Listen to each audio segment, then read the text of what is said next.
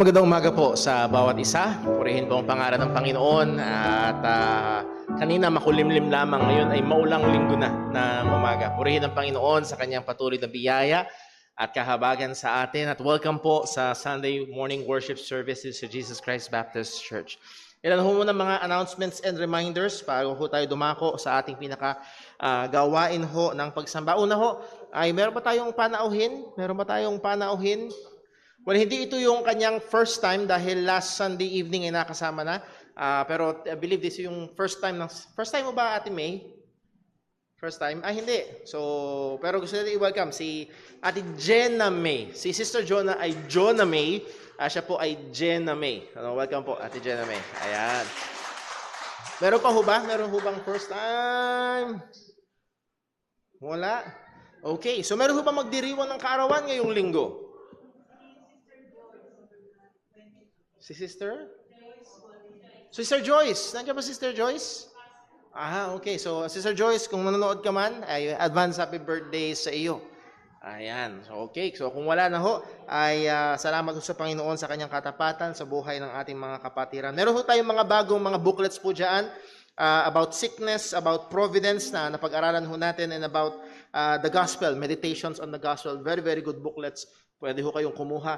And then also, nagsimula rin ho tayo ng ating church bookshelf ministry. Pwede hong humiram ng books at ang rules ay dalawa lang. Una, babasahin. Pangalawa, ibabalik. Yun ho yung dalawang rules. And meron hong log out. Ililista nyo lang yung pangalan nyo, yung title ng book, and then yung date na nilog out.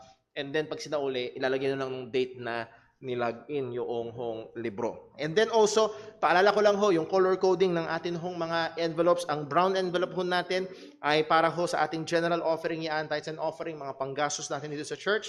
Ang white envelope ho natin ay missions. Meron ho tayong 3 sinusuportahan. And that's very biblical thing na sumusuporta tayo sa mga manggagawa na nangangaral ng Ebanghelyo. Meron hong 2 local, si Brother Joel Cristobal, si Brother Lester Abella, Brother Joel Cristobal sa Cainta Rizal, Brother Lester Abella sa La Union, and si Brother Aviva sa Thailand. So pag-pray ho natin yan, at nawa, gamitin din natin yung mga white envelopes. And then yung ating green envelopes, as we have met nung nag-meeting tayo last time, ay gagamitin natin ang ating project offering para ho kay Brother Dave. So nawa, lahat ho ng mga mailalagay sa green envelopes, ay yun muna ang project ho natin para matulungan ang ating kapatid sa Panginoon para ho sa kanyang malaking pangangailangan. At nawa, bilang isang iglesia, tayo ho ay magkaisa sa mga bagay po na yan. Okay, ang atin hong gawain, and we have decided as a church last Sunday, ang atin hong second service will be now regularly held at 2 p.m. So wala na ho tayong 6 p.m. na evening worship service, kundi meron na lang tayong 2 p.m. afternoon worship service. And then the fellowships, whether it be youth fellowship or couples fellowship, Lord willing, ay gagawin ho pagkatapos ho ng second service. So, iniimbitahan pa rin po, ini-encourage ang bawat isa kung inyong marapate na magstay dito sa church, mag-lunch over hanggang sa second service, ay ini-encourage po namin kayo dahil napakaganda at napakasarap ng fellowship. Kahit malapit ang inyong bahay, ini-encourage pa rin ho namin kayo to stay here at church hanggang second service.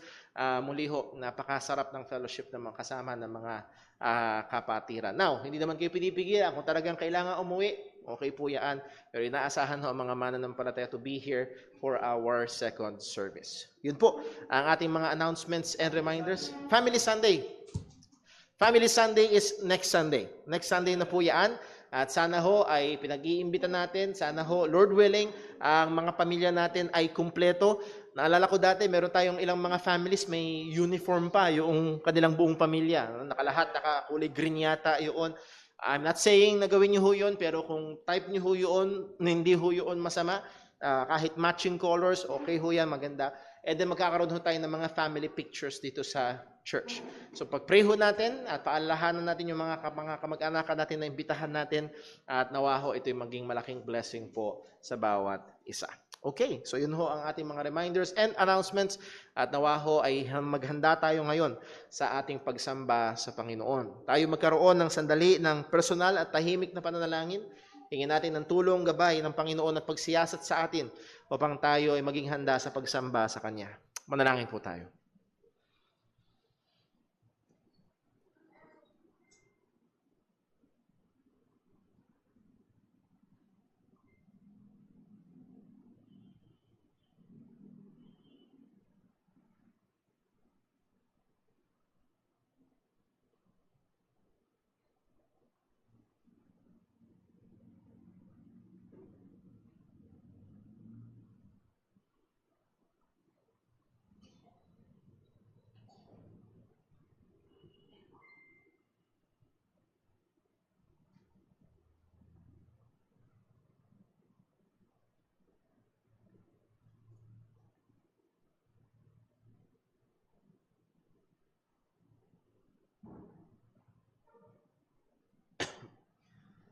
Let us pray.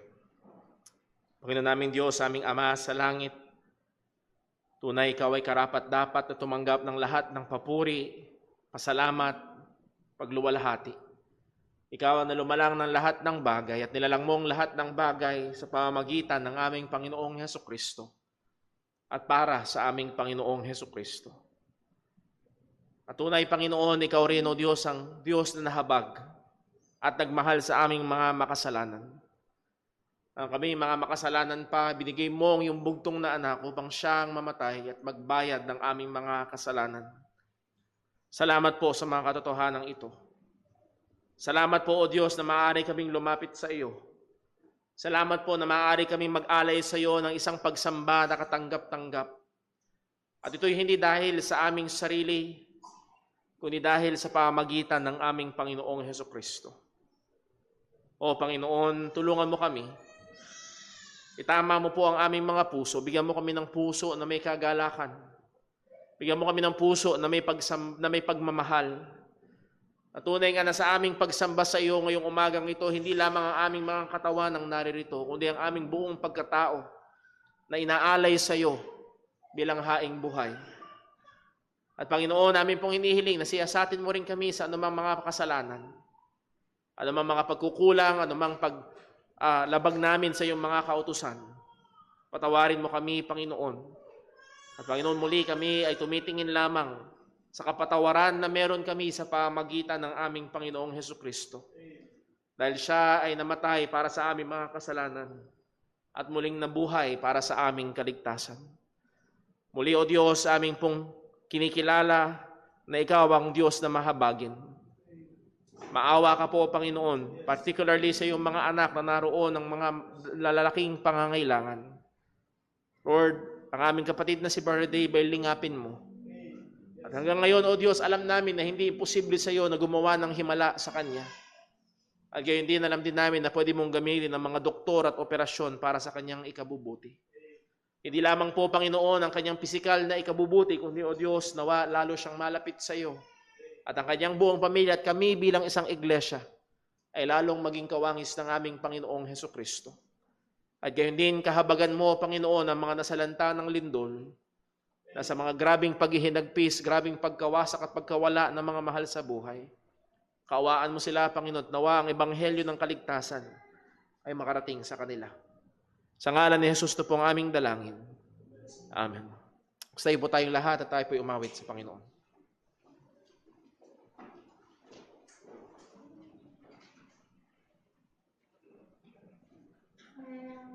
Tayo po'y mawit sa Panginoon. Awitin po natin, Leaning on the Everlasting Arms.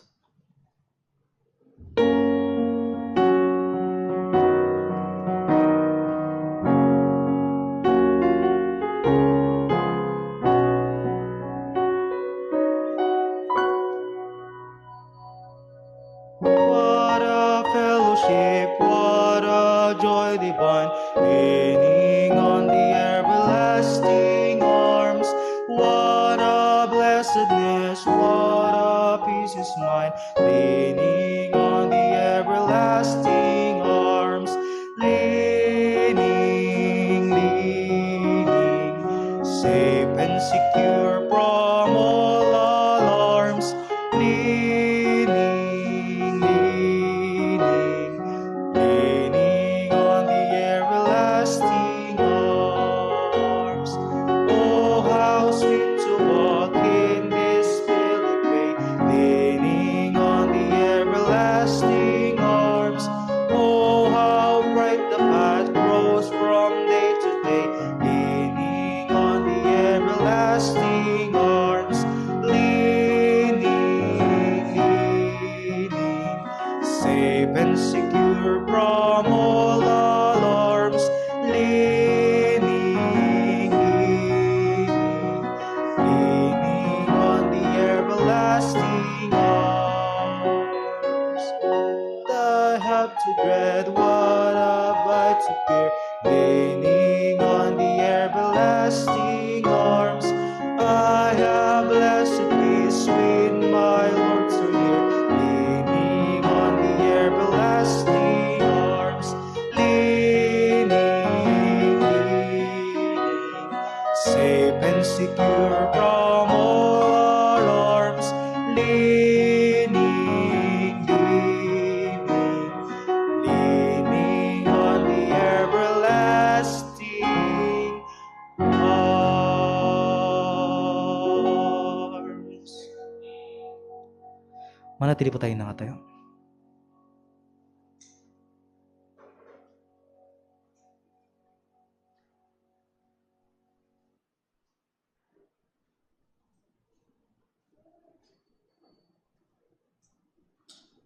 Para po sa pagbasa ng salita ng Diyos, ating pong basahin mula sa aklat ng Roma, Kapitulo 8, talata 14 hanggang 18. Sabay-sabay po nating basahin. Ready? Read. Sapagkat ang lahat ng pinapatnubayan ng Espiritu ng Diyos ay mga anak ng Diyos. Sapagkat hindi kayo tumanggap ng Espiritu ng pagkaalipin upang muli kayong matakot, kundi tumanggap kayo ng Espiritu ng pagkupkop bilang mga anak na sa pamagitan nito'y tumawag tayo, Aba, Ama. Ang Espiritu mismo ang nagpapatotoo kasama ng ating Espiritu na tayo'y mga anak ng Diyos. At dahil tayo'y mga anak, tayo'y mga tagapagmana ng Diyos at kasamang tagapagmana ni Kristo, kung tunay ngang tayo'y nagtitiis kasama niya, nang sa gayon, tayo'y makakasama niya sa kanyang kaluwalhatian. Ipinalalagay kong hindi kayang ihambing ang pagtitiis sa kasalukuyang panahon sa kaluwalhatiang ihahayag sa atin. Tayo po'y manalangin. O Diyos naming dakila, aming Ama na nasa langit, Ikaw ang aming Ama na makapangyarihan sa lahat. Salamat po, O Diyos, sa iyong kabutihan at sa iyong biyaya, Panginoon, sa amin na patuloy na humahawak sa aming mga buhay sa araw-araw. Tunay nga, Panginoon, na sa iyong biyaya kami lubusang nakaasa. Salamat, Panginoon, dahil sa oras na ito, ngayong umagang ito, Panginoon, kami po ay dinala mo sa iyong bahay-sambahan upang purihin ka at sambahin, dakilain ang iyong pangalan. Tulungan mo kami, Panginoon, na maibigay nga nawa namin ang kaluwalhatian na nararapat lamang sa iyo, Panginoon, sa amin pong pagsamba. O Diyos, salamat po sa mga katotohanan ng iyong mga salita, na meron po kaming Ama na nasa langit, na kami, Panginoon, bagamat hindi po karapat-dapat ay ibinilang mo at itinuring mo na iyong mga anak. At bilang mga anak mo, Panginoon, kami mga tagapagmana kasama ni Kristo. At Panginoon, salamat, Lord, salamat, dahil meron po kaming pag-asa na yung mga bagay na aming nararanasan dito sa lupa. Alam namin, Panginoon, na darating ang panahon na ikaw ay muling babalik at papawiin mo ang lahat ng ito. Salamat, Panginoon, dahil meron kaming ganoong pag-asa na darating ang panahon na tatanggalin mo ang kapaguran, tatanggalin mo, Panginoon, ang lahat ng mga bagay na nagbibigay, Panginoon, sa amin ng kabagabagan sa aming mga puso. Salamat po, Panginoon. O Diyos, nawa itulungan mo po kami na patuloy na makilala ka sa iyong mga salita. Lalong lumalim ang aming pag-ibig sa iyo, Panginoon, habang lalo ka po naming nakikilala. Patnubayan mo, Panginoon, ang aming pastor sa kanyang pangangaral ng iyong mga salita. Ikaw, Panginoon, ang manguna sa aming pag-aaral. Ikaw, Panginoon, ang kumilos. Buksan mo, Panginoon, ang mga tainga at ang puso, Panginoon, ng bawat isa po sa amin, na makita namin ang mga katotohanan ng iyong mga salita. Nawa, Panginoon, kung meron man sa kalagitnaan namin ang wala pa kay Kristo, o Diyos, mahabag ka, Panginoon. Mahabag ka po at magligtas ka ng mga kaluluwa ngayong umagang ito, nawa, Panginoon. Ikaw, o Diyos, ang maitaas, mapapurihan sa lahat po ng ito. Ito po ang aming samot dalangin sa matamis at mapangyarihang pangalan ng aming Panginoong Hesukristo. Amen at amen. Maaari na po kayong magsiupo.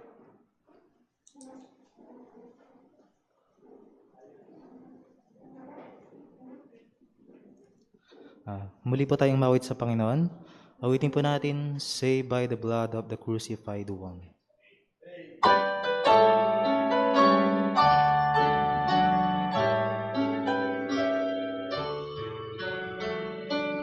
Saved by the blood of the crucified one, now ransom from sin and a new work begun. Sing praise to the Father and praise to the Son. Saved by the blood of the crucified one.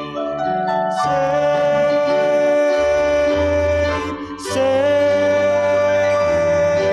my sins are all pardoned, my guilt is all gone. Save,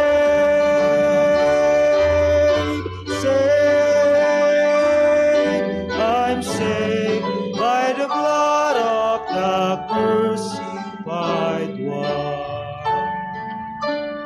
Saved by the blood of the crucified one. The angels rejoicing because it is done. A child of the Father join here with the Son.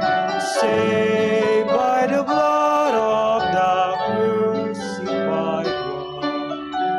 Save,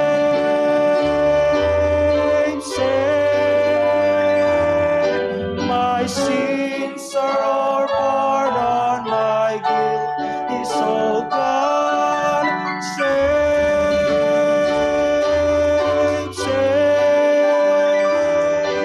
I'm saved by the blood of the crucified one. Saved by the blood of the crucified one. The Father is spake and His will it was done. Great price of my pardon, His own precious Son. By the blood of the crucified one. Save,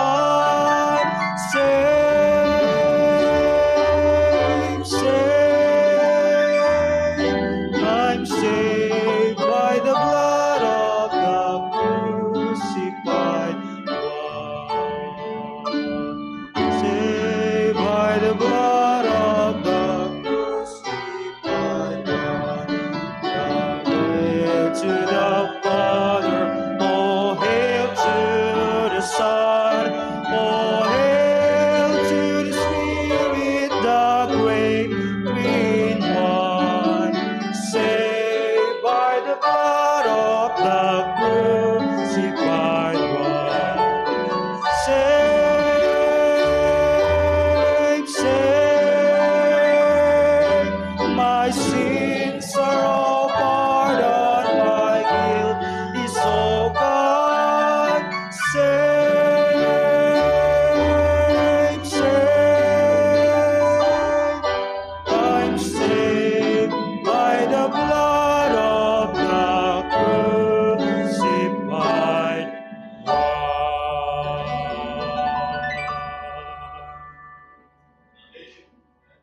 Tayo po'y magsitayong lahat para po sa ating pagkakaloob.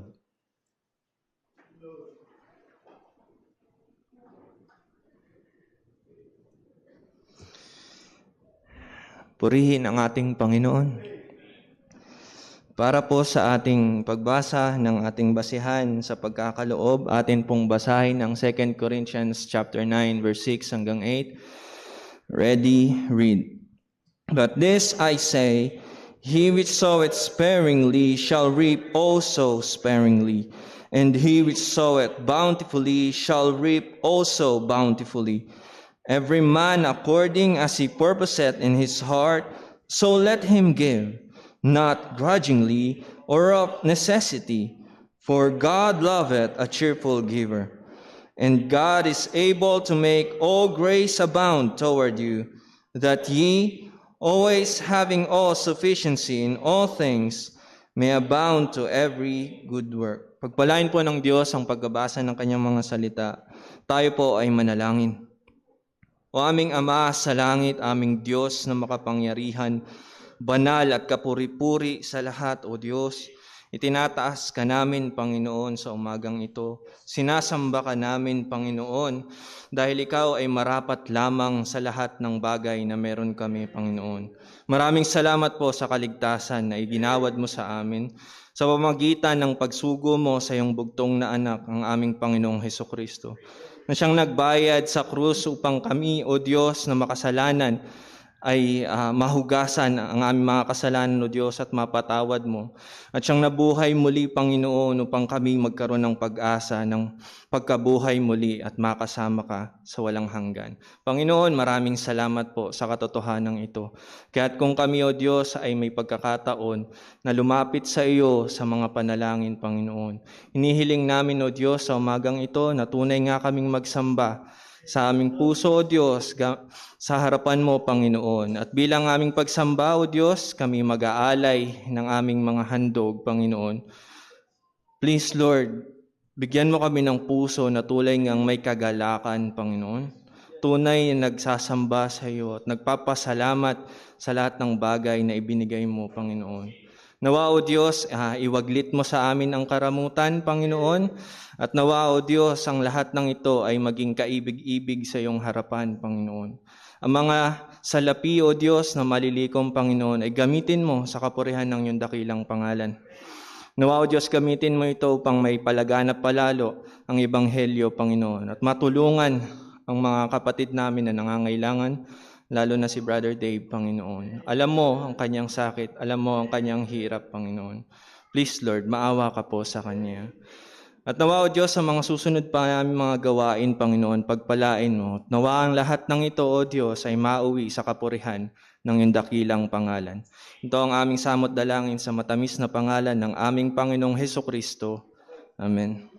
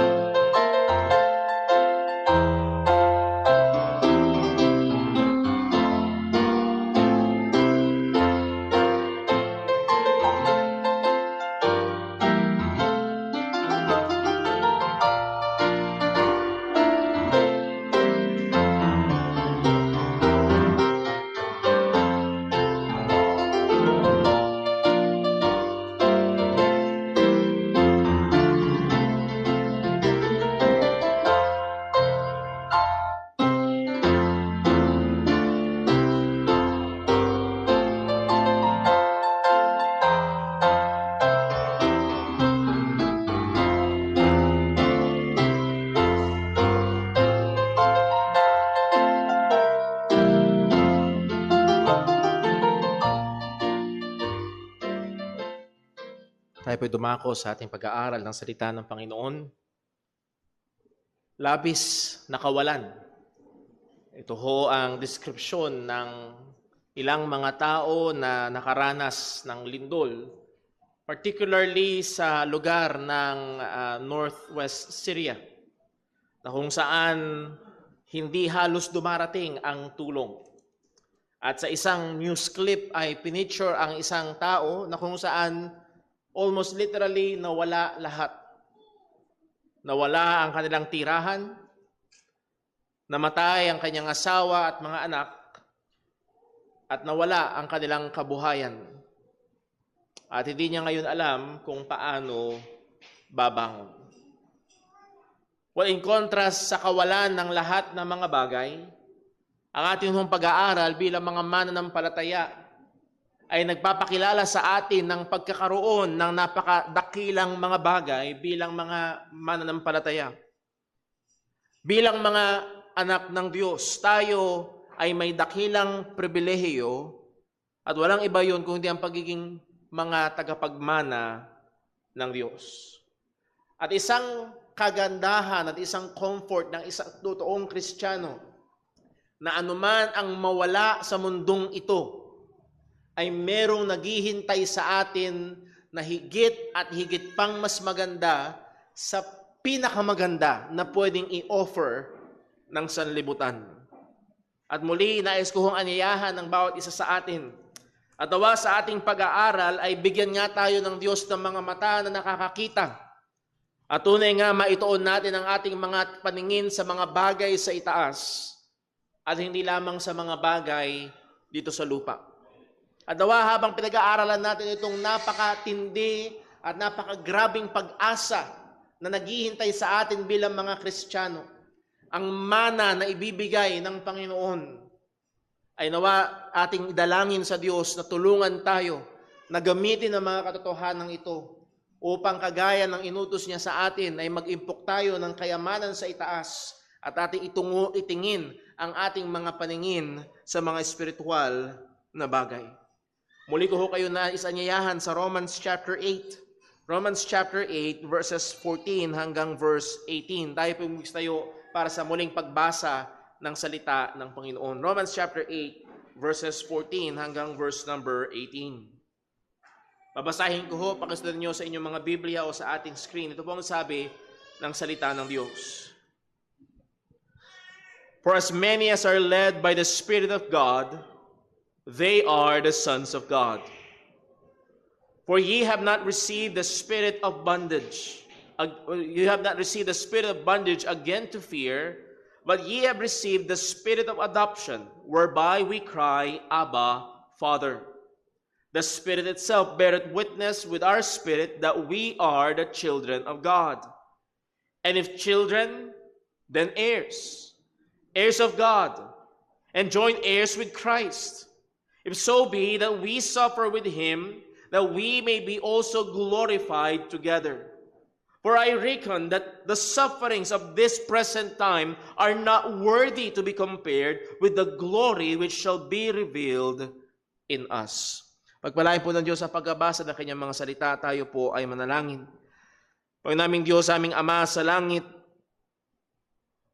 kalooban mo ng iyong mga mananampalataya ay lumago pa sa pagkaalam kung gaano katindi, kung gaano kalawak, kung gaano kadakila ang mga biyaya mo sa amin, sa aming kaligtasan sa pamamagitan ni Kristo Jesus. At nawa, Panginoon, ito ay lalong maglikha sa amin ng puso na may pagpapasalamat at puso na nananabik sa mga bagay na espiritual, sa iyong mga pinangako at naghihintay sa amin ng mga dakilang bagay. At nawa, gamitin mo ang mga katotohanan ito upang awatin kami sa mga napakaliliit na mga laruan na inaalok ng sanlibutan. Ipakita mo, O Diyos, kung gaano kadakila ikaw, O Diyos, na sa amin ay nahabag at nagligtas at umampon sa iyong pamilya. Ipakita mo, Panginoon, buksan mo ang aming mga mata upang maunawaan namin ang iyong katotohanan, upang magbigay sa amin ito ng kagalakan at lalong katibayan ng pananampalataya. At lalo't higit, Panginoon, nawa gamitin mo yung katotohanan upang gumising sa mga wala pa kay Kristo, sa mga hindi pa tunay na mga anak mo, at ikaw po ang magligtas sa kanila. Lahat ng ito, Panginoon, ay aming inihiling sa pamamagitan ng aming Panginoong Hesus. Amen. Mari po magsiupo ang bawat isa. Sa atin hong pagbabalik sa Book of Romans, ito ho ang mensahe mula ho sa mga talata na atin hong pinag-aaralan, particularly verses 17 up to 18. True believers, as adopted children of God, enjoys one of the greatest privilege that we have, the privilege of being heirs of God. Ang mga tunay na mananampalataya, bilang mga inampon ng Panginoon sa kanyang pamilya o mga inampon ng mga anak ng Diyos, ay nahandoon ang kagalakan mula sa isa sa pinakadakilang pribilehiyo na meron tayo. At walang iba yun kung hindi ang pribilehiyo ng pagiging mga tagapagmana ng Diyos. Simulan natin ang ating pag-aaral 2 Sundays ago at kinonsidera ho natin ang unang punto at itutuloy natin ngayong Sunday, and that is, believers are heirs of God. And then we will be looking at believers are joint heirs with Christ. And then, Lord willing, next Sunday, bibigyan natin ng pansin yung huling dalawang punto, believers are joint with Christ's suffering as heirs, and believers are joint with Christ's glory as heirs. So muli, ang ating focus ho ay verses 17 and 18, at ang paalala sa atin na binasa natin sa verse 14, for as many as are led by the Spirit of God, they are the sons of God. Isa sa pangunahing identifier ng tunay na Kristiyano ay nandoon ang pangunguna ng banal na Espiritu. And atin hong pinag-aralan, ano ba itong pangunguna ng banal na Espiritu? At sa konteksto ng Romans chapter 8, ang pangunguna ng banal na Espiritu rito ay pangunguna ng banal na Espiritu sa pagpatay sa kasalanan. And as we have studied sa ating prayer meeting, ikaw ay pinangungunahan ng banal na Espiritu palayo sa kasalanan at palapit sa kabanalan. Sa verse 15, tinanggap natin ng banal na Espiritu, tinawag siya na Espiritu ng pagkaampon, na nahandoon ang katotohanan na tayo ay inampon sa pamilya ng Panginoon. At ito ay sumisira sa maling paniniwala na lahat ng tao ay anak ng Diyos. Dahil kung ang lahat ng tao ay anak ng Diyos, bakit pa kailangang ampunin?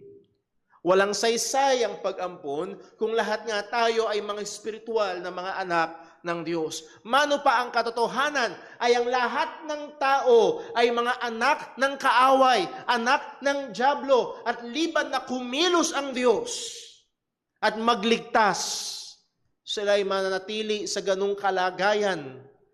At ang anak ng Diyos ay uuwi sa Diyos, at ang anak ng dyablo ay uuwi sa kapahamakan.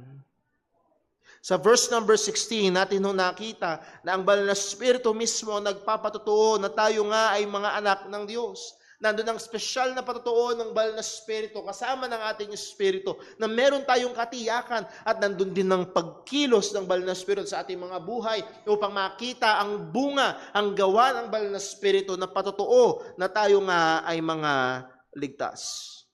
At pagkatapos sabihin ng lahat ng ito, ang sabi ni Apostol Pablo, verse 17, kung ikaw ay mananampalataya, nasa iyo ang banal na Espiritu. Kung nasa iyo ang banal na Espiritu, ikaw ay anak ng Diyos. Verse 17, and if children. At kung mga anak. At kung yung naaalala, atin nung pinag-aralan dito, tanging ang mga tunay na mga mananampalataya lamang ang mga anak ng Diyos. And if children, you need to make sure that you are a child of God. Kailangan mong siguraduhin na ikaw nga ay anak ng Diyos. At paano tayo magiging anak ng Diyos? Ang sabi ng salita ng Panginoon, tayo ay magiging mga anak ng Diyos sa pamamagitan ng pananampalataya kay Kristo Jesus. Walang ibang paraan kundi sa pamamagitan lamang ng pananampalataya sa Ebanghelyo. Ano pa ho ang nagsabi dito? And if children, then heirs, heirs of God, and joint heirs with Christ, if so be that we suffer with Him, that we may be also glorified together. And as we have said 2 Sundays ago, 3 beses inulit ang word na heir, heir, heir. That's why sa ating pag-aaralan, kung itong diniinan ni Pablo, bibigyan din natin ng mas matinding pansin at diin ng ating pag-aaral ang mga pagiging tagapagmana. Una, nakita ho natin, believers are heirs of God. Only genuine believers are heirs of God. If children, then heirs. That qualifying word, if children, then heirs. Hindi if Baptist. No. If children, then heirs. Muli, yung tunay lamang. Hindi yung kinalakihan lamang, hindi yung may relihiyon lamang, at hindi rin naman yung merong alam lamang. Dahil maaaring ang isang tao ay alam na alam ang ebanghelyo, pero walang iniwan kay Judas na pakinggan mismo si Jesucristo, pero hindi tunay na sumampalataya. And then, napag-aralan natin 2 Sundays ago, letter B, genuine believers are certain heirs of God. Ang mga tunay na mananampalataya ay tiyak na tagapagmana ng Diyos. And if children, then heirs. Walang children na hindi heir. Lahat ng heir ay children. Walang mahuhulog, walang mawawala. Kung ang isang tao ay tunay na anak ng Diyos, may inihandang mana sa kanya ang Panginoon at hindi ito binabawi at hindi ito nawawala. Hindi nawawala ang kaligtasan. If children, then heirs. Ang sabi ng salita ng Panginoon at dito tayo nag-focus 2 Sundays ago, heirs of God. Heirs of God. Dalawang katotohanan na ating konsidera. Una, God is the source. The inheritance, the great blessing na meron tayo at naghihintay sa atin ay galing sa Panginoon. Pangalawa, it is absolutely by God's grace. Hindi ito pinagtrabahuhan. Hindi ito resulta ng ating pinaghirapan. Kung paanong ang mga anak ay magmamana, hindi ng kanilang pinaghirapan, kung hindi ng inihanda at pinaghirapan ng kanilang mga magulang, gayon din sa mga anak ng Diyos, hindi yung ating pinaghirapan, kung hindi ito'y galing sa biyaya ng Diyos lamang. And then atin ho sinimulan na i-considera ang ano ba to? Yes, Brother Paul, nakakamangha. Brother Paul, nakaka-excite. Tagapagmana ako sa Diyos. Ano ba yan? 1 billion? 1 billion ba yan? Mga kapatid, mga kaibigan, muli, nawa, ito ay umawat sa atin sa masyadong materialista kong kaisipan. Hopefully, hindi tayo mas excited sa pagmana ng mga pera sa sanlibutan ito, kundi ating hingin ng tulong ng Panginoon na, Lord, tulungan mo akong makita ang ganda, ang sarap, ang saya na naghihintay na mana sa isang mananampalataya. At hindi ito may kukumpara sa the best na pwedeng ibigay ng sanlibutan. Unang aspeto ng mana ay walang iba kung hindi ang sanlibutan. Sa Romans chapter 4 verse 13, balikan po natin. Reviewin ho natin, pinag-aralan natin last 2 Sundays ago. Romans chapter 4 verse 13. Ano po ang sabi? For the promise that he should be the heir of the world was not to Abraham or to his seed, though through the law, but through the righteousness of faith. Ang sabi daw, for the promise. Ano yung promise? That he should be what? Heir of the world. Tagapagmana ng sanlibutan. Well, kanina daw binigay yun? Well, hindi daw kay Abraham. Hindi rin naman dun sa kanyang seed. Na literally, particularly sa mga Hudyo. Pero kanina daw at sa papaanong paraan? But through the righteousness of faith. Amen. Lahat ng mga tumanggap ng katuwiran dahil sa pananampalataya sa Ebanghelyo ni Kristo ay sa kanila ang pangako na ito at ang pangako ay tagapagmana ng sanlibutan. Now, muli, o mamaya naglalaro ng inyong isip, wow, tagapagmana ng sanlibutan, daig ko pa si Henry C. Ang nagwawaliliwaliw na sa mga material na bagay ang inyong kaisipan. Hindi ho ganyan. Something infinitely better. So muli ho, ang ipinangako sa atin ay ang sanlibutan. At ang sanlibutan nating mamanahin, purihin ng Panginoon, ay hindi ang sanlibutang ito na kahit ngayon ay apektado pa rin ng kasalanan. Nandito tayo sa Romans chapter 8. Buksan ho natin sa Romans chapter 8, simulan natin sa verse number 20. Romans chapter 8, verse 20. Ano po ang sabi?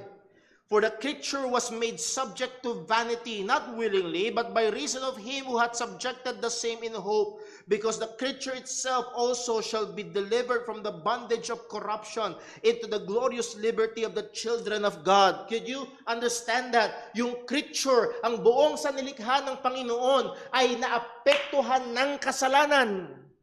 That's why there's corruption. Not just the corruption sa gobyerno, lahat ng pagkawasak. Lahat ng pagkasira.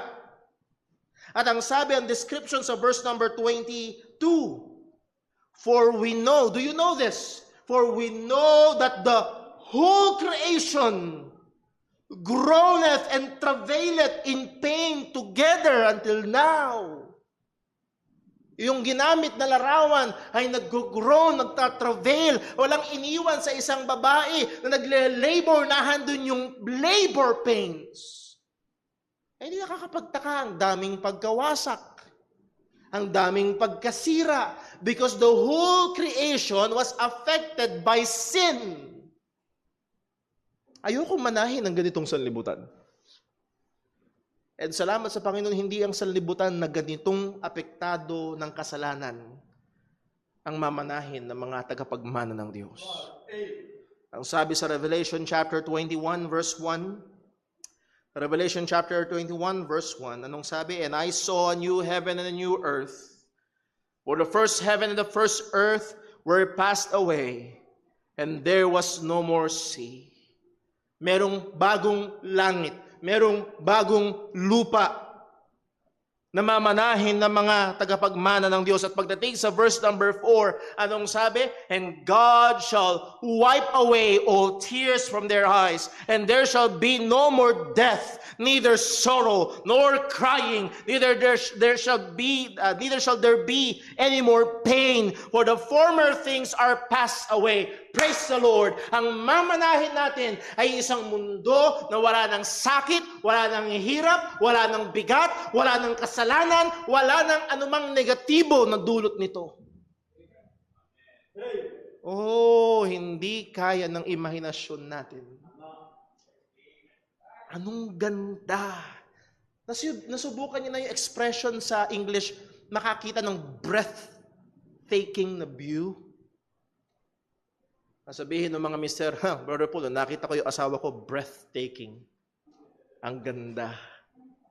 Pero nakakita ka ng magandang tanawin, as in, woo! Galing! Pero kagaya ng sinabi ng isang mangangaral, guess what? Minsan nang sinira ng Diyos ang buong mundo. Could you imagine isang mundo na minsan nang winasak ng Diyos sa baha? Namamangha pa rin tayo sa ganda.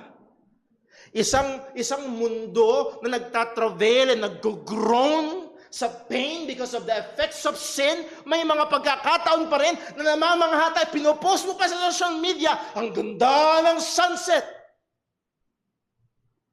And yes, it is true, there's beauty. Pero could you imagine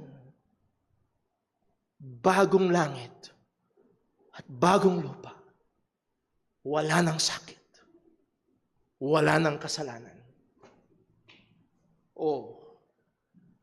Ito ay inihahanda ng Panginoon para sa kanyang mga anak. Nawa ito'y tulungan tayo upang tumingin sa mga bagay sa itaas. And ito ang isa sa ating hindi na pag-aralan last time. Okay, Brother Paul, napakaganda, exciting yan, pero sa hinaharap lang ba yan? Wala ba yung for now? Highly appreciated ko, purihin ng Panginoon, meron naghihintay na napakaganda, pero paano ngayon? Sa 1 John chapter 3, ang sabi ng salita ng Diyos ay ito, verse 2. 1 John chapter 3, verse 2. Beloved, now are we the sons of God. Not then, now. Kung ikaw ay Kristiyano, ikaw ay anak ng Diyos, ikaw ay tagapagmana ng Diyos right now. And it doth not yet appear what we shall be, but we know that when He appear, we shall be like Him, for we shall see Him as He is. Right now, we are children of God. Right now, we are heirs of God. So right now, tayo ay tagapagmana na ng sanlibutang ito. In what way? Sabi ni Pablo sa 1 Corinthians chapter 3 verse 22. 1 Corinthians chapter 3 verse 22. Whether Paul or Apollos or Cephas or what? Or the world or life or death or things present ngayon or things to come. The new heaven, new earth. All are yours. Hindi ho ako ang may sabi. Ang Diyos ang may sabi. Si Pablo, si Apollos, si Cephas. Ano ito? With these preachers, with all their shortcomings. Kaya nga sila nagkakahati-hati. Ay, ako kay Pablo. Ayoko kay Cephas. Ganyan yan eh. Ay, ako kay Apollos. Ayoko kay Pablo. Ganyan yan eh. These preachers and all their shortcomings are all theirs. The world, present and the things to come, life or death. Ano ito? Negative and positive. Ugly and beautiful. Masarap at mapait. All are yours. The things that are really good and the things that are not so good, all are yours. Now, sasabihin natin, Brother Paul, parang ayoko yata nun ah. Gusto ko yung good lang. Pero mga kapatid, mga kaibigan, kung ating aaminin ng katotohanan, ang nangyayari sa buhay ng Kristiyano ay hindi puro good lang. Did you get it? Ibig sabihin, even yung bad, even yung mapakla, even yung madilim, even yung masakit, lahat ng ito are yours because all things work together. That's the next words. For good. Who's good?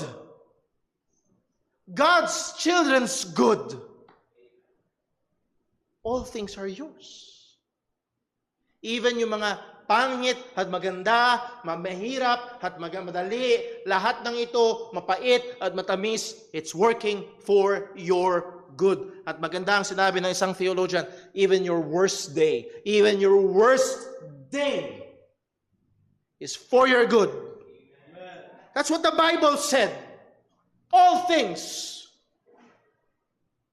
Masakit pero totoo. Even your worst enemy is for your good. All things are yours. Because God worketh all things for good. Hindi ng lahat ng tao. To them that love God. Sino yun? To them who are the called according to His purpose. Sino yun? Mga tunay na anak ng Diyos. Mga tagapagmana ng Diyos. So yes, ang buong sanlibutan. At dito tayo makakakuha ng comfort na ultimo yung mga bagay na masakit, mahirap, mabigat, still for you. at pinahintulutan o dinisenyo at sinadya ng Diyos na ilagay sa buhay mo for your good. Naalala ko ho, minsan, magkausap kami ni Sister Jonah. At mayroong problema si Brother Paul. Naiinis na si Brother Paul. Malapit ng parang bulkan, malapit ng sumabog si Brother Paul. Ang sabi ng aking asawa, ginagamit pa rin talaga ng Diyos sa iyo yan, ano?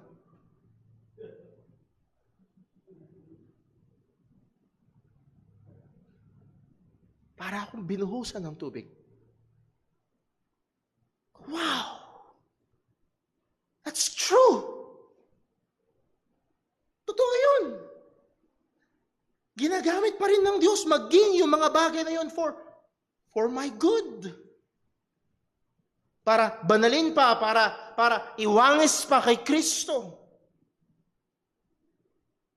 So muli, napakalaking advantage na meron tayo. Ganong kalaki? Everything is our advantage. Where Dave, hindi ko minamaliit ang iyong karamdaman. Pero sabi ng salita ng Diyos, it is for your good.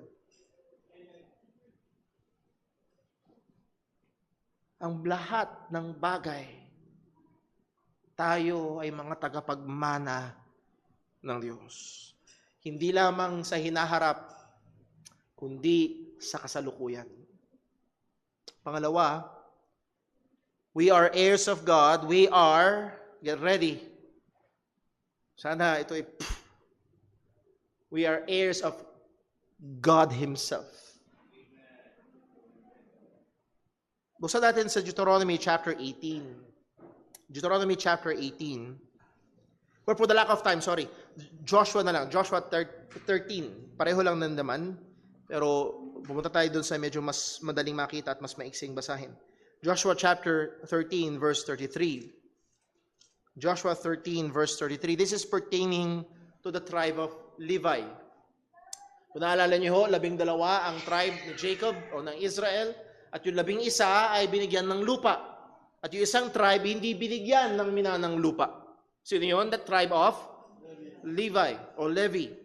Pagdating sa verse number 33 ng Joshua chapter 13, ang sabi, but unto the tribe of Levi or Levi, Moses gave not any inheritance. Well, kami, hindi kami binigyan. Pero merong dahilan.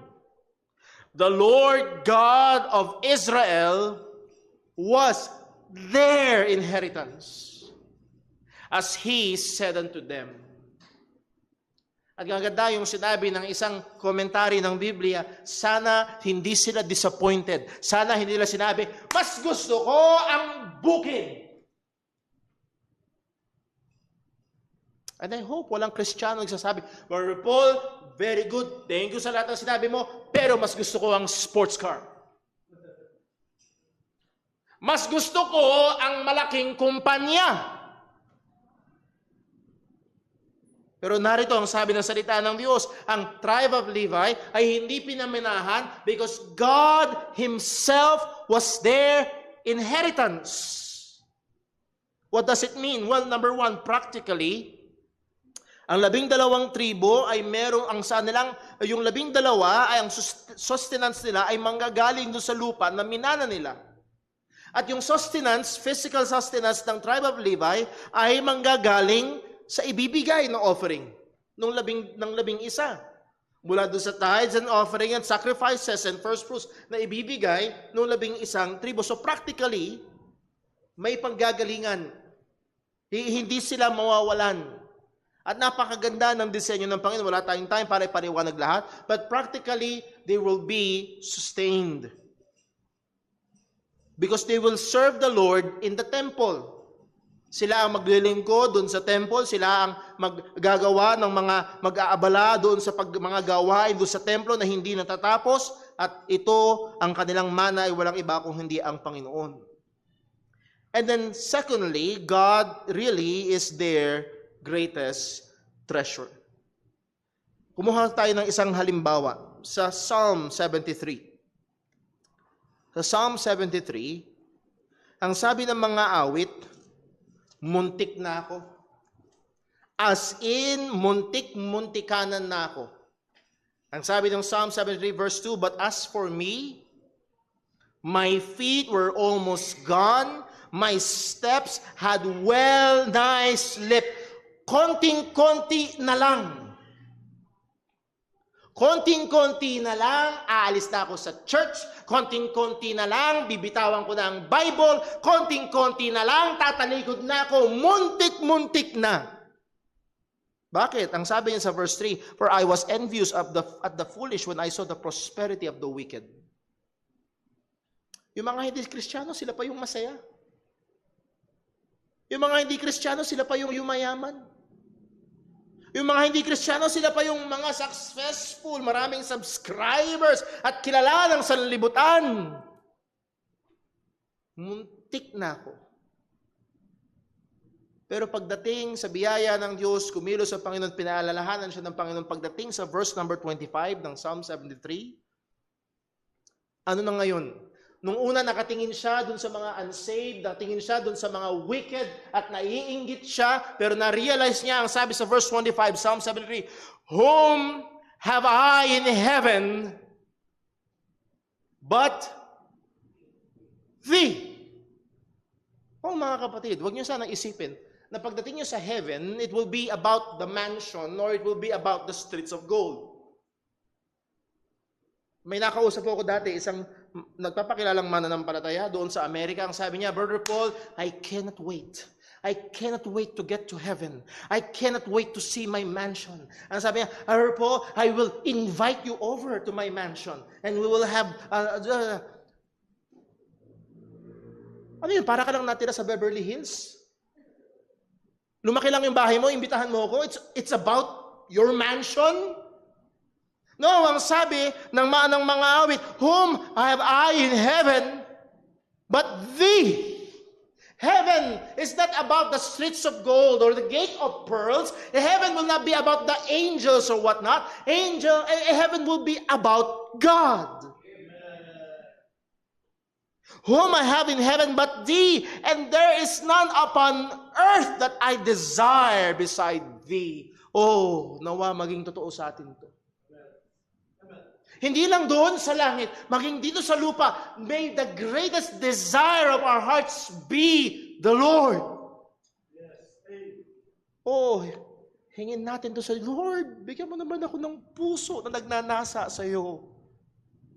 Awatin mo ako sa puro makamundo, awatin mo ako sa puro pera, awatin mo ako sa puro negosyo, awatin mo ako sa puro makamundong bagay, Lord. Gusto ko na magpuso na gusto ka. Hindi yung blessings mo, hindi yung pagpapagaling mo, hindi yung mga pwede kong matanggap sa iyo, kundi ikaw mismo. Whom I have in earth but thee.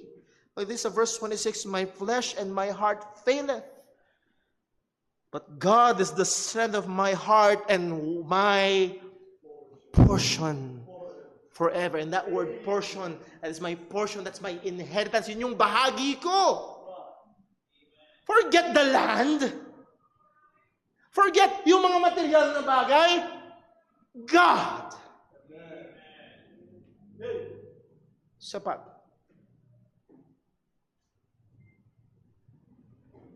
Pagdating doon sa bagong langit at bagong lupa na naglalaway tayo. Basahin natin ulit yung Revelation 21. Gusto ko na magkaroon tayo ng mas magandang view. Sa Revelation 21, binasa natin kanina yung verse 1, and I saw a new heaven and new earth, for the first heaven and the first earth were passed away, and there was no more sea. And I, John, saw the holy city, New Jerusalem, coming down from God out of heaven, prepared as a bride adorned for her husband. Verse 3. And I heard a great voice out of heaven saying, Behold, the tabernacle of God is with men. He will dwell with them, and they shall be his people, and God Himself shall be with them and be their God. Narasan niyo ho ba yung mga pagkakataon sa buhay natin bilang Kristiyano parang ang layo ng Diyos? Wala nang ganon. God Himself shall be with them. And God being with us, siya ang mag-aalis ng lahat ng luha. But the point is, yung ganda ng lahat ng iyon ay nag-uugat dahil nandoon ang Panginoon. So ang ating mana, ang buong sanlibutan. Ang ating mana, ang Diyos mismo. Ang ating mana, and lastly, ang mga binagong katawan ng Panginoon, our glorified bodies. Maaaring ang isang bilyonaryo ay kayang bumili ng kahit na ano.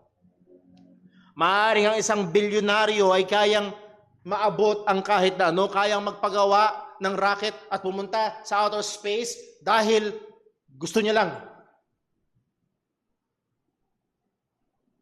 Pero maaaring ang isang bilyonaryo ay magkaroon ng sakit at nakakonfine lang sa kanyang tirahan, nakakonfine lang sa kanyang kwarto, at ang pwede niya lang kainin ay skyflakes at tubig.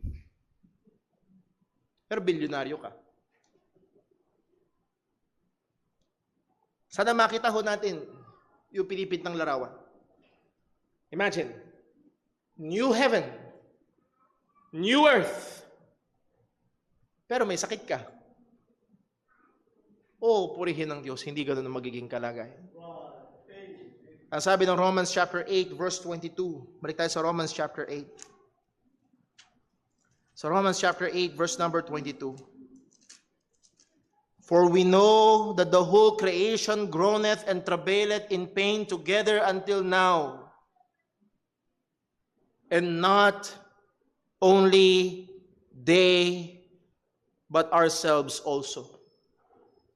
Again, hindi tatayo ang prosperity gospel sa Romans chapter 8. Yung sabi ni Joel Austin na your best life now, no. Because right now, we groan. Nandun yung, alam mo yung sobrang sakit, yung sobrang sakit, hindi mo mapigilan.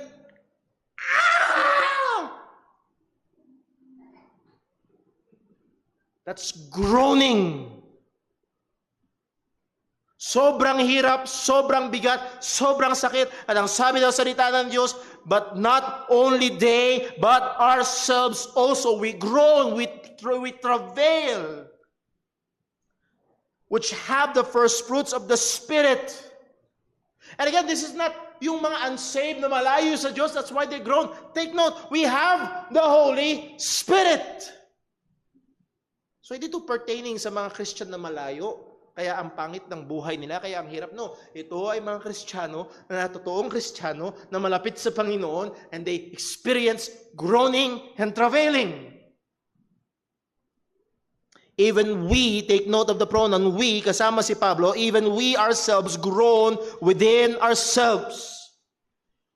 Meron tayong hinihintay, purihin ng Diyos, waiting for the adoption. Teka muna, Brother Paul. Kala ko inampun na tayo. Yes. Pero ba't may hinihintay pa tayong pagkaampon? Yes. Dahil muli, ang niligtas ng Diyos ay hindi lamang ang ating kaluluwa. O purihin ng Diyos, niligtas niya ang buong tao. Niligtas niya, listen, niligtas niya, kung ikaw ay Kristiyano, niligtas niya ikaw. Ang buong pagkatao, kasama ang laman, kasama ang katawan. At hinihintay natin, yes, tayo yung mga anak ng Diyos, pero ang sabi nga ni John kanina sa 1 John chapter 3 verse 2, right now we are the children of God, but it does not yet appear. Kamukha ka pa rin ng mga hindi ligtas. Physically speaking. Ay, anak ka ng Diyos, bakit? Ba't may sakit ka? Ay, Christian ka, anak ka ng Diyos, bakit? Mas mayaman yung unsaved sa'yo. Wait lang. Wait lang. Ang sabi ng salita ng Diyos, may hinihintay tayo ang pag-ampon ng ating mga katawan, and that is, sabi ni Pablo, to wit, to know the redemption of our body. Kung saan ang sabi ng salita ng Panginoon sa 1 Corinthians chapter 15, verse 51, verse 52, in a moment, in the twinkling of an eye, at the last trump, for the trumpet shall sound, and the dead shall be raised incorruptible, and we shall be changed. Oh yes. Babaguhin. Hindi mo kailangan ng plastic surgery o lipo. Kailangan mo totoong Kristiyano ka. And for this corruptible must put on incorruption, and this mortal must put on immortality. Yung may pagkasira, papalitan ng walang pagkasira. Yung may kamatayan, magbibihis ng walang kamatayan. Ang sabi sa verse 54, so when this corruptible shall have put on incorruption, and this mortal shall have put on immortality, then shall be brought to pass the saying that is written, death is swallowed up in victory. Hanggang ngayon, lahat, even the best generals, best presidents, even the most powerful dictators, ginapi lahat ng kamatayan. Wait lang. And yes, maaaring ikaw ay Kristiyano at maaaring sa providensya ng Diyos, dadanasin mo pa rin ang kamatayan. O maaaring makaranas tayo ng kamatayan ng ating mga mahal sa buhay. Wait lang.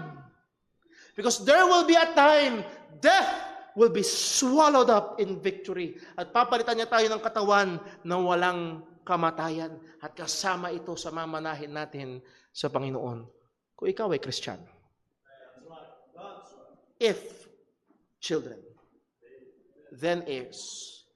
Heirs of God. We are heirs of the world. We are heirs of God Himself. And we are heirs of a glorified body. At simulan natin yung point number 2. Believers are joint heirs with Christ. Believers are joint heirs with Christ. Verse 17 ulit ng Romans chapter 8. And if children, then heirs, heirs of God, and joint heirs with Christ.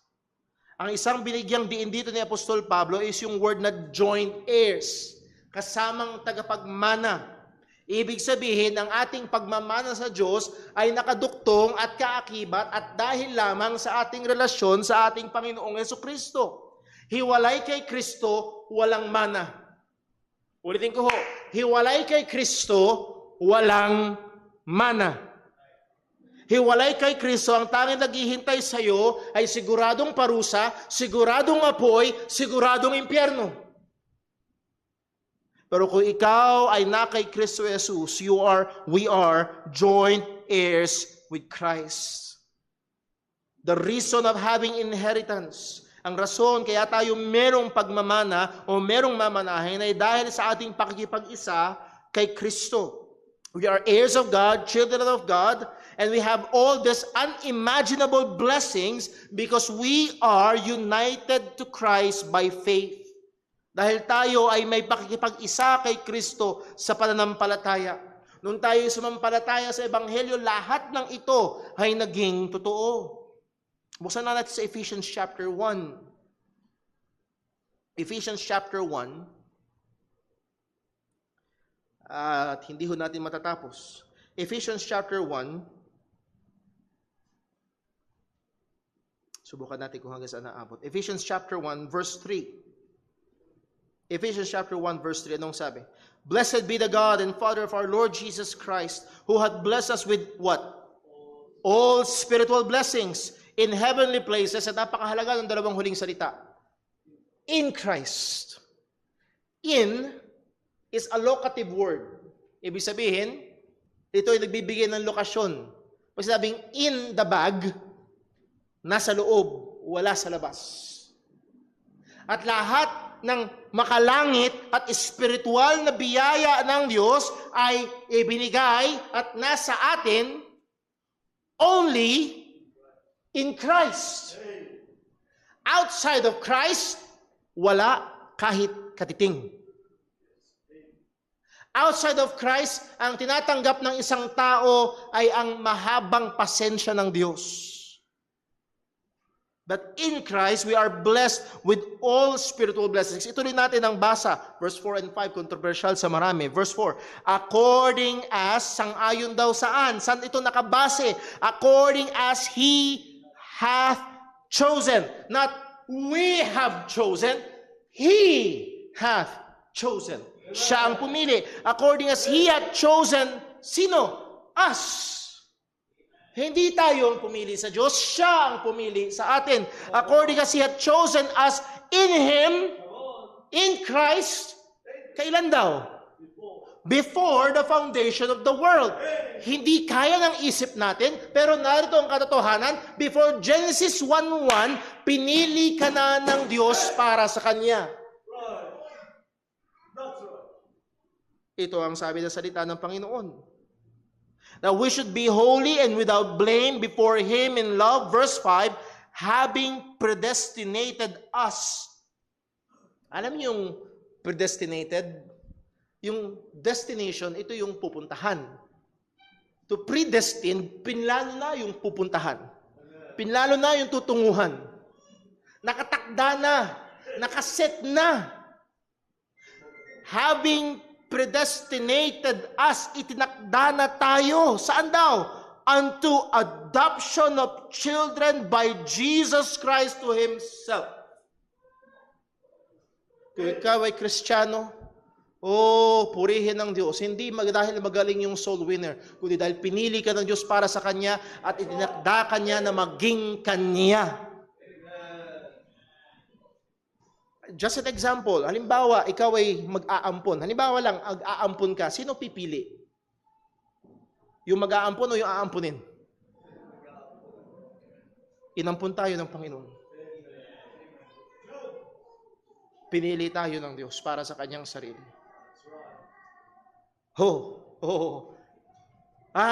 Dahil ba nakita niya cute tayo? Dahil ba nakita niya ang galing natin sa theology? Walang sabi, according to the good pleasure of His will. Ito ang mabuting kalooban ng Diyos. Maaring hindi lapat sa panlasa natin bilang mga tao na masyadong individualistic, na hindi, desisyon natin, gusto natin tayo. No, it's based according to the good pleasure of His will. Pinili tayo ng Panginoon para Kanyang maging mga anak at para maging nakay Kristo. We are joint heirs with Christ because of our union with Christ. Ano yung ating mga minana kasama ni Kristo? Number 1, eternal life. Mabilis lamang. John 14 verse 19. John 14 verse 19. Napakagandang sinabi ni Jesus, yet a little while, and the world seeth me no more, but ye see me. And lastly, ang sabi ni Jesus, because I live, ye shall live also. Kahit hindi mo nakikita si Jesus ngayon, kahit hindi natin nakikita si Jesus ngayon, but because we believe the gospel, and but because He really rose from the dead and He died no more, because I live, sabi ni Jesus, and if you are in Christ, because I live, ye shall live also. Amen. Tiyak na buhay na walang hanggan, ito ay mana natin galing kay Kristo. Hindi lamang ho yun, eternal life we have in Christ, and also we will reign with Christ. Hindi ulan, we will reign. That means we will rule with Christ. At bago ko sabihin ho ito, bago natin tignan yung ilang mga verses, nais ko lang muna magbigay ng paalala. Again, baka mamaya masyadong maging Hollywood ang ating imagination. Huy, maghahari kasama ni Kristo? Ang iniisip mo na, para ka si Kid Nebuchadnezzar, at sunod kayo sa akin, ako ang hari. It's nothing like that. Pero tignan natin nung sinasabi ng salita ng Diyos, verse 11 ng 2 Timothy chapter 2. 2 Timothy chapter 2, verse 11.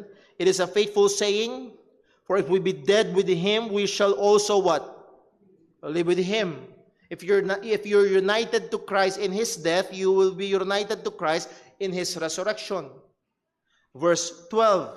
If we suffer, we shall also reign with Him. Actually, babalikan natin itong pag-aaral natin itong next Sunday sa verse number 12 ng Romans chapter 8. 17 ng Romans chapter 8. If we suffer, we shall also what? Reign with Him. Nandoon ang katiyakan at pag-asa ng isang Kristiyano na maghahari kasama ni Kristo. Pero yung totoo din, yung kabaliktaran nito, if we deny Him, He will also deny us. Sa Revelation chapter 5 verse 9. By the way, ang 2 Timothy 2:12 ay isa sa mga talata na tinungtungan ng maraming mga Kristiyano, mga unang kapatid natin sa Panginoon, na bakit mas pinili nilang mapugutan ng ulo, masunog ng buhay o kainin ng leon.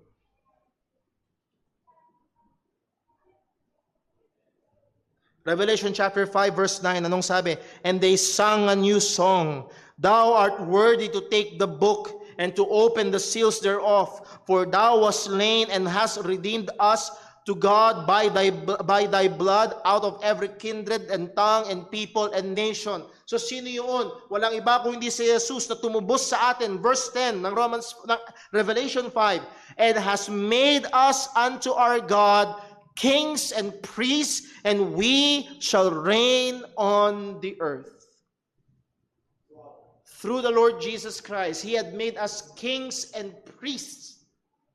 At tayo ay maghahari, magru-rule sa mundo at maging doon sa bagong lupa at bagong langit na inihanda ng Panginoon, we will reign. Revelation 20 verse 6, Blessed and holy is he that had part in the first resurrection. On such the second death hath no power, but they shall be priests of God and of Christ, and shall reign with Him 1,000 years. Maghahari kasama ni Kristo. We will share in the throne of Christ. Tayo ay merong share sa trono. Again, mga kapatid, huwag niyo sala, anuman lahat ng binabasa na hindi ibig sabihin magiging Diyos tayo, kundi meron tayong bahagi doon sa paghahari ni Kristo.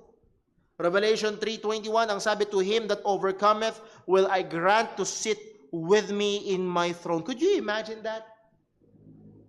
To him that overcometh will I grant to sit with me in my throne, even as I also overcame and am sat down with my Father in His throne.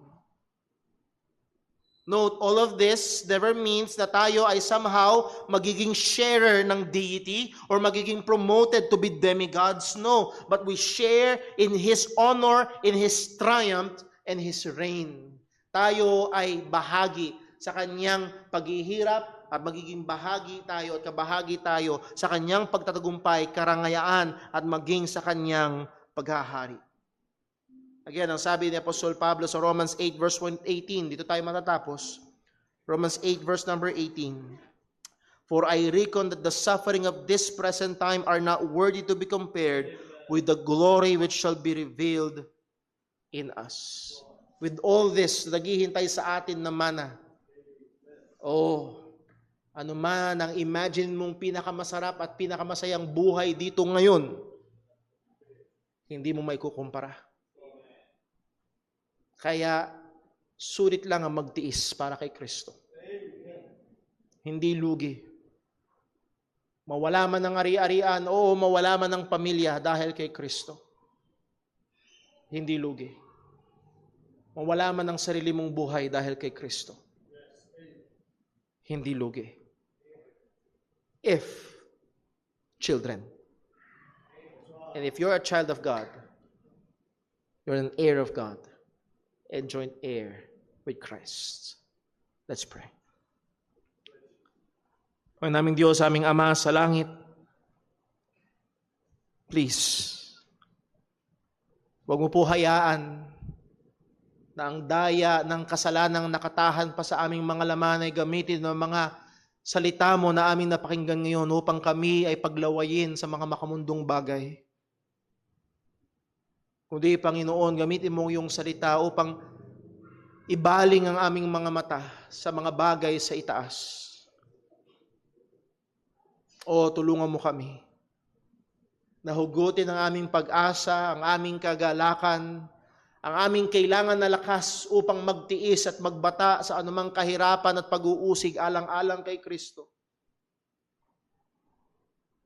Mula sa mga napakaganda at luwalhating mga bagay na iyong ipinangako sa amin. Sa katotohanan na kami ay tagapagmana mo at kasamang tagapagmana ni Kristo.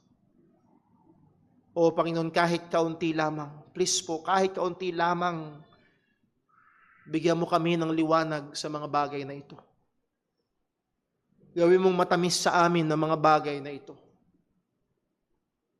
Gamitin mo ito upang awatin kami sa kamunduhan. At tunay nga, Panginoon, ito ay lalong magbigay sa amin ng direksyon sa aming mga pang-araw-araw na lakad. Kung paano kami mangangarap para sa aming sarili at sa aming pamilya at sa aming mga anak. Bilang yung mga anak at bilang yung mga tagapagmana. Gamitin mo yung salitang patuloy upang kami ay banalin. At gayon din ang mga wala pa kay Kristo Jesus. Mahabag ka. At ikaw po ang magligtas. Dalangin namin ito sa ngalan ng aming Panginoong Hesus Kristo. Amen. Stay po tayong lahat at tayo po umawit sa Panginoon.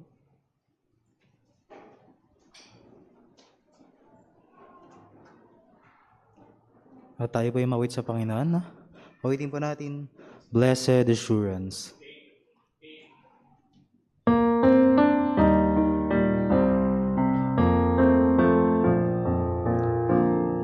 Blessed assurance, Jesus is mine. Oh, what a foretaste of glory divine, here of salvation, purchase of God, born of His Spirit, washed in His blood. This is my story, this is my song, praising my Savior all the day long. This is my story, this is my song, praising my Savior all the day long. Perfect submission, all is at rest. In my Savior, I'm happy and blessed. Watching and waiting, looking above, filled with His goodness, lost in His love.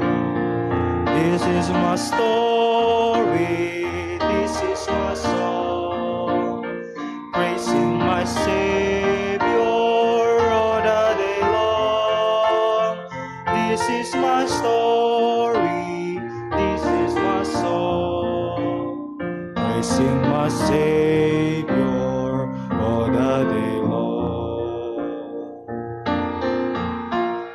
Amen. Purihin mo, Panginoon, tunay, napaka-blessed na assurance na meron tayo ng mga na kay Kristo Jesus. Muli, ang mga salita ng Diyos natin na pag-aralan, nawa patuloy nating pagbulay-bulayan sa buong linggo. Patuloy ito magbigay sa atin ng kagalakan at matibay na pag-asa bilang mga anak ng Panginoon. Ingatan tayo ng Diyos at patuloy tayong maging mabuting patutuosan man tayo naroroon at maging tayo masipag ng tagapaghayag ng Ebanghelyo ng ating Panginoong Jesucristo. Sa ating paghiwa-hiwalay, nawa ang pagmamahal ng ating Ama, ang biyaya ng ating Panginoong Jesucristo at kapangyarihan ng banal na Espiritu ay sumabawat isa sa atin. Patuloy tayong maging maliwanag na ilaw at maalat na asin saan man tayo nilagay ng Panginoon. God bless po. Dito po natapos ang ating gawain. We are now dismissed. Reminder po, next Sunday, Family Sunday.